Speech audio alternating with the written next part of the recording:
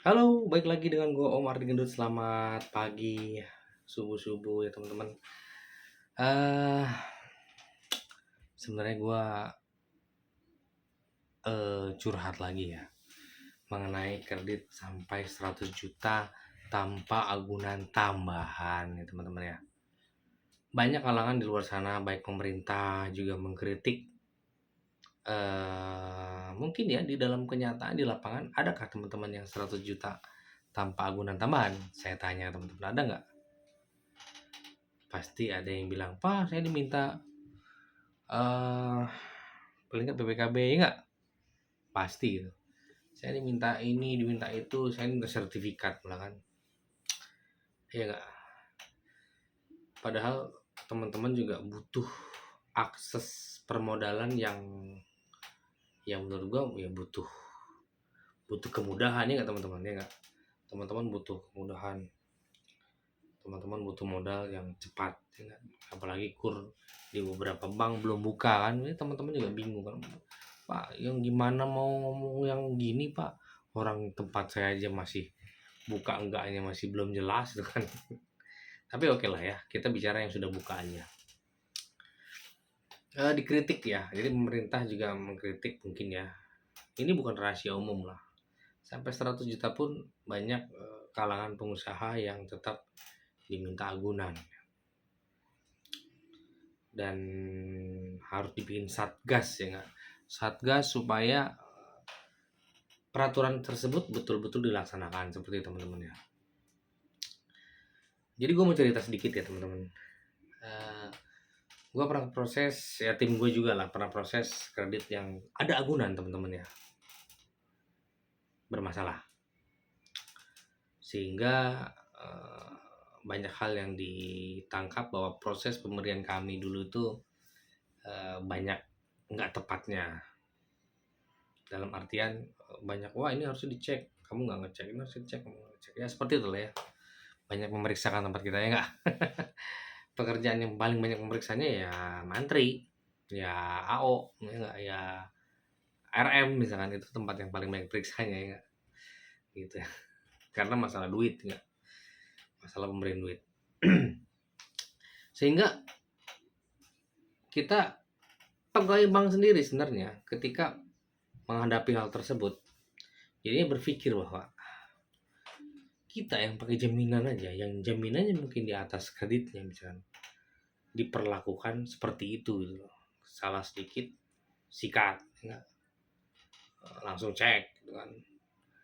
Gimana yang kita ngasih kredit yang betul-betul tanpa agunan ya teman-teman ya. Ya sekarang tadi kan saya udah bicara dari segi teman-teman ya. Teman-teman butuh kemudahan, toh peraturannya sudah ada, payung hukumnya sudah ada, jelas semua, clear ya, Permenkonya sudah bilang seperti itu ya.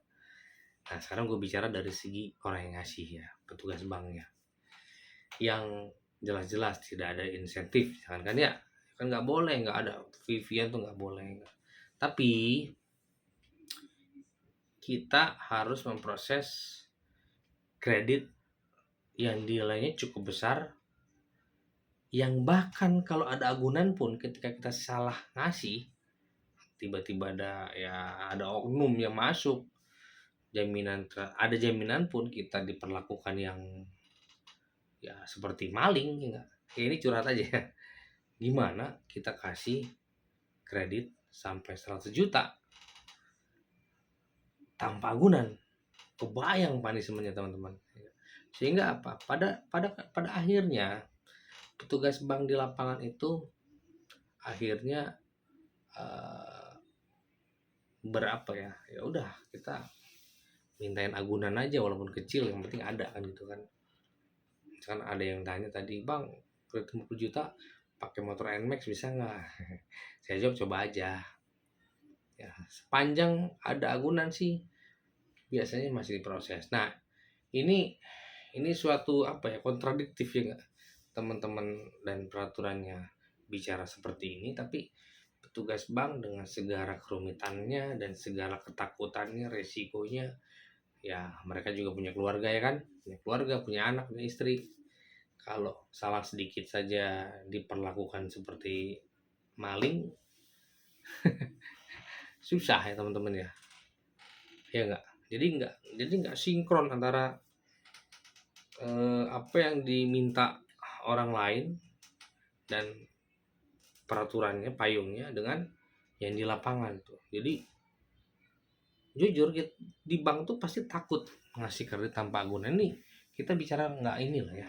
Saya nggak mewakilin semua orang, tapi yang terjadi seperti itu teman-teman ya. Karena yang ada, yang pakai jaminan aja banyak garongnya gitu. Apalagi yang tanpa gitu. Saya nggak kebayang ya. Saya sih saat ini sudah nggak ngurus kredit kur kan. Nggak, saya sih sebenarnya udah tidak terlalu mengurusi hal itu gitu loh.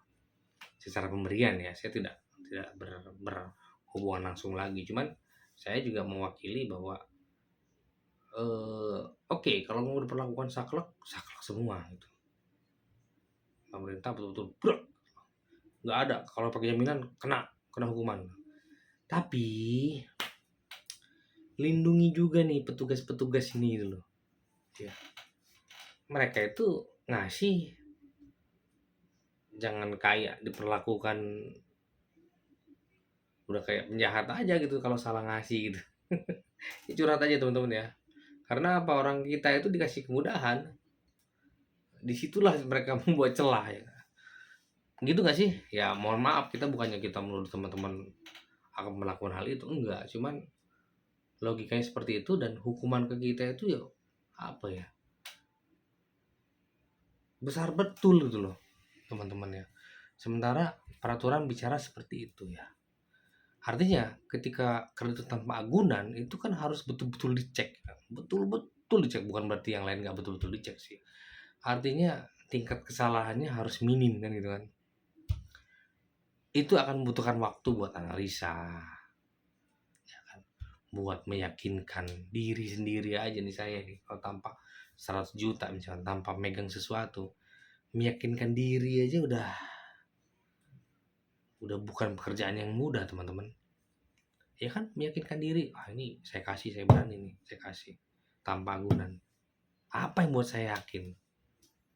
Sementara orang itu datang, tiba-tiba datang, saya nggak kenal, bukan nasabah kita juga, ya kan?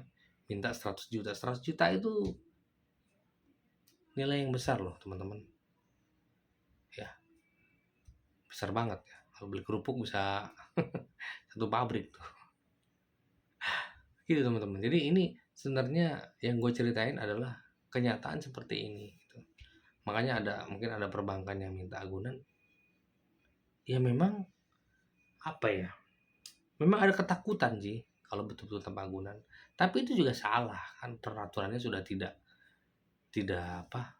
Tidak mengakomodir ada agunan tambahan seperti itu ya. Tapi tolong pikirin pegawai bank yang ngasihnya juga ya, kalau menurut saya. Kalau orang-orang berkuar-kuar, oke ini harusnya tanpa agunan, rapat anggota dewan jangan apa gitu. Tapi pernah nggak kepikiran bahwa pegawai bank yang salah ngasih kredit tanpa agunan itu kena hukumannya sangat besar gitu ya. Adakah pekerjaan yang mengorbankan diri sendiri dan resiko sangat tinggi gitu? Apakah itu yang dinamakan sebuah keadilan gitu? Ya enggak. Jadi ya kalau jalan ya happy semua sih. Cuman seperti gue bilang, kalau ada apa-apa ya kasihan teman-teman di perbankan juga ya. Yang kasarannya mereka lembur Sabtu Minggu. Ketika ada masalah satu dua, apalagi yang tanpa agunan, seakan-akan yang lain tuh tidak dihargai kan gitu kan. Yang ada kan seperti itu kan. Ya ini curhat aja dan itu kenyataan. Jadi teman-teman juga harus tahu kalau misalkan teman-teman bermasalah atau emang ada oknum yang sengaja membobol itu yang rugi paling pertama dicari, yang ditunjuk-tunjuk, yang diinjak-injak pertama yang ngasih kreditnya gitu teman-teman. Dan itu sudah terbukti ya. Banyak teman-teman saya udah nggak ada gitu. Bukan nggak ada mati, harusnya udah nggak ada di perusahaan kita gitu kan. Seperti itu ya. Nah itu gimana itu treatmentnya? Mungkin dibuat sebuah peraturan juga bahwa kredit tanpa agunan ya memang peraturan seperti itu gitu. Tapi kan punishment-nya besar gitu kan. Itu yang jadi bikin pusing kepala kan. Ya saya saya pernah ngasih kredit, jadi saya tahu gitu kan. Terus agunan harus melebihi, ya gimana teman-teman ya? Serba salah sih. Wah udah nggak usah kerja di bank aja kalau gitu. Ya udah, gitu kan. Ya gitu ya. Susah ngomong sih teman-teman ya. Kalau peraturan bilang ini tapi di lapangan berbeda, ya sementara yang ngasihnya juga punya traumatik sendiri, misalnya diperiksa audit atau apa, ya itu mau gimana lagi kan? Karena kalau sudah salah satu itu yang mengerjakan 100, salah satu 99 itu dilupakan. Gitu teman-teman. Jadi yang salahnya yang dilihat, yang 99 dilupain. Dan itu memang terjadi. Ya, yang rugi ya teman-teman kasihan yang di bank juga kan. Gitu teman-teman, itu curhat sedikit aja ya. Apa yang terjadi sebenarnya, kenapa akhirnya 100 juta juga masih ada di teman-teman di lapangan. Ini saya nggak ngomongin tempat saya atau tempat lain. Saya ngomongin secara keseluruhan. Dan saya sendiri bukan lagi petugas yang memberikan kredit kur, bukan. Seperti itu. Tapi saya cuma ngamatin ya seperti itu yang ada gitu. Jadi oke, pemerintah bilang ini harus tanpa agunan, harus dipertegas nih. Petugas banknya gimana gitu. Pikirin juga. Ya kan? 100 juta tanpa agunan, pikirin juga punishment yang mereka dapat. Ya enggak? Karena kalau udah di audit sudah masuk, udah selesai semua. Ya. Kalau teman-teman bisa bayar kan. Ya kita sama-sama rugi lah kalau ada bermasalah. Ya, teman-teman juga kehilangan agunan mungkin kan. Tapi kita juga bisa kehilangan pekerjaan kan gitu kan. Ya kita fair-fairan lah ya kan. Kalau ada masalah, teman-teman kehilangan agunan. Nah, petugas bank ya kehilangan pekerjaan kan gitu. Sama-sama kehilangan lah ya. Jadi intinya mungkin yang saya ingin sampaikan adalah kita saling tenggang rasa aja, saling empati. Kalau saya jadi dia, saya juga pengen sih tanpa agunan. Tapi kalau saya pure tanpa agunan, aduh, kasihan ya kalau ada masalah kan. Dan itu terjadi. Saya katakan itu terjadi. Yang bermasalah banyak. Maksudnya yang pegawai kena masalah banyak gara-gara kredit-kredit yang bermasalah ya teman-teman. Banyak, jangan dikira kalau teman-teman kredit yang bermasalah. Sebenarnya bukan nggak boleh bermasalah, enggak. Namanya dalam perjalanan pasti ada naik turunnya. Tapi ketika teman-teman memang dari sengaja dari awal memang nggak niat melunasin atau ngelihat ada orang oknum-oknum yang memang nggak niat bayar, yang paling pertama kali disikat ya kasarannya, yang ngasih kreditnya gitu teman-teman. Apalagi tanpa agunan, aduh nggak kebayang saya. Untung saya bukan yang ngasih kredit lagi ya tahun ini. Jadi ya itu teman-teman ya. Jadi gimana ya pesannya? Ya saling-saling ini aja, saling-saling mawas diri. Kita sama-sama menghargai. Ya memang sih ketika ada juga nasabah datang ke kantor saya mencak-mencak, kan ini harus tanpa agunan pak, gini gini gini gini. Pertama dia cuman, saya kenal bapak itu baru saat itu, dia nggak pernah jadi nasabah tempat kita. Terus bagaimana kita nitipkan uang 100 juta kita ke orang yang kita belum kenal? Makanya di video gue sebelumnya gue cari tahu caranya supaya 100 juta tanpa agunan itu bisa terlaksana gimana. Oh, kita sudah berhubungan sama bank itu udah lama. Oh, transaksi pun di bank itu. Oh, kita sudah kenal dengan petugas banknya sudah agak lama. Sehingga apa? Tingkat keyakinan lebih tinggi. Bayangin 100 juta loh diserahin ke teman-teman yang orang nggak kenal. Ya, semua bisa berlindung di bawah peraturan sih. Tapi apa ya, rasa sebagai manusianya juga harus ditingkatin ya. Kalau saya jadi bapak itu gimana kan gitu kan. Mencak-mencak ada, mencak-mencak. Mau dilaporin saya, berapa kali mau dilaporin ya, gara-gara minta BPKB motor aja. Dulu, tapi ya dulu, kalau sekarang sih udah enggak. Saya udah enggak kepake. Itu aja guys, curhatan malam ini, pagi ini, subuh ini ya.